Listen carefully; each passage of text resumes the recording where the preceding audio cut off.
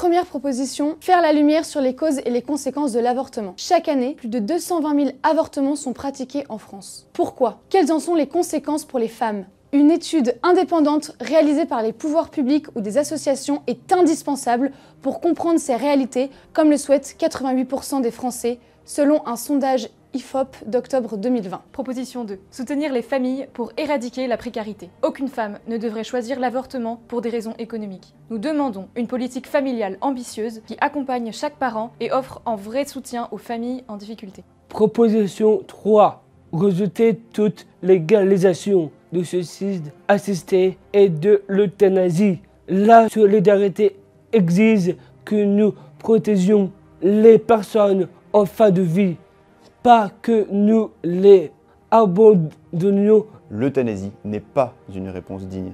Elle met en danger les plus fragiles et fragilise notre cohésion sociale. Proposition 4. Rendre les soins palliatifs accessibles à tous.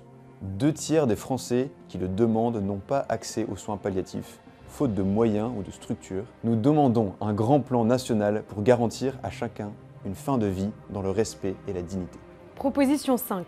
Rembourser intégralement tous les actes liés à une maternité. Aujourd'hui, un avortement est remboursé à 100%, mais ce n'est pas le cas pour tous les actes liés à une maternité. Soutenons celles qui choisissent de donner la vie. Proposition 6. Valoriser l'échographie dès la 6e semaine de grossesse. Entendre le battement de cœur d'un enfant à naître est une expérience bouleversante. Nous proposons d'encourager une échographie dès la 6e semaine pour renforcer la prise de conscience de la vie en formation. Proposition 7. Rétablir un délai de réflexion avant tout avortement. Un délai minimum de 3 jours est essentiel pour permettre aux femmes de réfléchir en toute sérénité, loin des pressions sociales ou économiques, et pour leur offrir un véritable accompagnement. Proposition 8. Promouvoir l'accouchement sous X. Offrir aux jeunes femmes en difficulté la possibilité de mener leur grossesse à terme et de confier leur enfant à l'adoption est une alternative humaine et respectueuse qui sauve des vies et ouvre des avenirs. Proposition 9. Déployer une éducation affective et sexuelle respectueuse. Les jeunes générations méritent une éducation qui valorise le respect de soi, d'autrui et de la vie naissante. Cette approche doit être prioritaire dans le système éducatif. Proposition 10. Protéger la clause de conscience des personnels de santé. Le droit à l'objection de conscience est fondamental.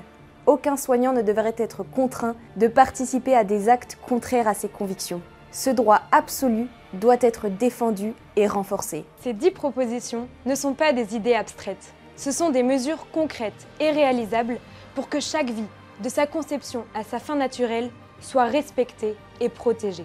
Le 19 janvier, marchons pour porter ces solutions, pour montrer qu'un avenir différent est possible et pour rappeler que la protection de la vie humaine doit être au cœur de notre société.